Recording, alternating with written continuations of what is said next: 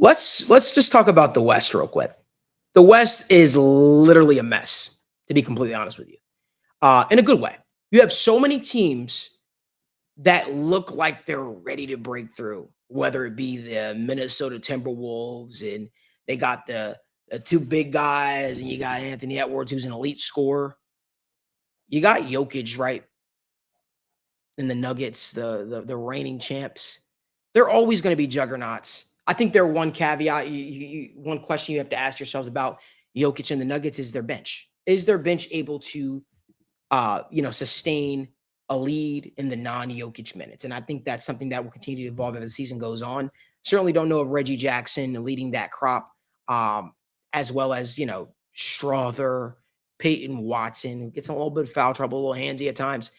I don't know if they can necessarily do it. But then you look at teams like the Los Angeles Lakers. The Los Angeles Lakers right now have a shot, I think.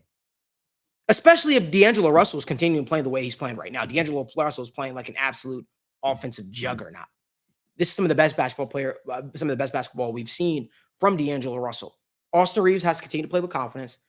LeBron has to show up on defense, more consistently. Anthony Davis has to continue to try to play like one of the best big men in the league and not go for 8 rebounds or 6 rebounds a night, especially when you're that much of a dominant force on the inside. Their bench, I'm impressed with. I think their bench is impressive, especially.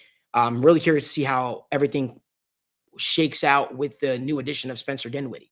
So the Lakers are always going to be players or teams you can look at, but there's a team right now that I'm looking at, and it's the Dallas Mavericks. I look at what they've done. At the trade deadline. PJ Washington, Daniel Gafford. Daniel Gafford is a name that is going under the radar, and I think it's because he played for the Washington Wizards. Daniel Gafford is exactly what the Mavericks needed. Exactly what the Dallas Mavericks needed. Exactly what Luka Doncic needed. But let's not also forget Kyrie Irving, who's one of the best offensive weapons in the entire NBA. One of the best. He probably has the best handles in the entire association.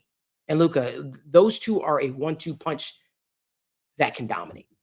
And now you add in the fact that they add PJ Washington, a very good defender, Daniel Gafford, a good defender, to this team. What could they be? What could they be? Now, for me, I think most people are probably thinking about, Malik, you're forgetting about a team. No, I'm not forgetting about the Clippers. I'm not.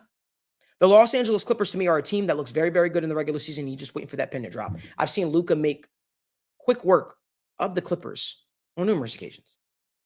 But I'll say this. I think the Clippers' biggest issue is going to be they're old. Can they sustain that level of play night in and night out? Kawhi Leonard is playing great right now. But as I've seen this year, back-to-back games hurt them. In the playoffs, you don't play back-to-back games, but you play every other night. Is that going to be enough to keep the old legs churning? Because right now, it's now or never. That's the way I view this. This Paul George, Kawhi Leonard, James Harden, Russell Westbrook thing that's going on, it's now or never. It's either you break through this year or you don't, and I don't think that they break through this year. I saw Zion Williamson, and I'll talk about why I believe that. I saw Zion Williamson time and time again abuse them in the paint. No big man, whether it be Mason Plumlee, Vitsa Zubac, no big man had an answer. So to me, I feel as if the Clippers are very vulnerable in the interior part of their defense. Very vulnerable. And if you mean to tell me if you could drive time and time and time again on them, you're going to have success. Drive on them, get them in foul trouble, hit free throws, you win the game. Kawhi Leonard, not the same defensive presence he used to be. Now, that could be because it's an offensive-driven league now, and they call a foul if you breathe on a player. I have no idea what the answer to that is. But for me, I think the West is suited for a team that can explode offensively, a team that can take advantage on the interior. And to me, there are two teams that make sense for that. That's the Lakers, and it's the Dallas Mavericks for me. I think the Lakers are going to figure their situation. I do. My issue with that is, can the Lakers keep up with a team like the Dallas Mavericks? And I don't think they can. Luka Doncic, to me, is the best basketball player in the world right now. And I say that confidently. When you piece it all together, though, the West is truly wide open. It's wide open. I don't think anybody with the ultimate confidence can say it's one team or the other, but I can only bring to you and suggest to you, I'm going to pick the team that I think has real boom potential. If it ain't the Lakers, to me, it's going to be the Mavericks. And I think because the exact ingredients that they were missing, they added at the trade deadline. Let me know what you think. If you like more video content like this, give this video a like, subscribe to the YouTube channel, turn on post notifications so you guys don't miss when we go live or upload content from the First Star Logistics studio.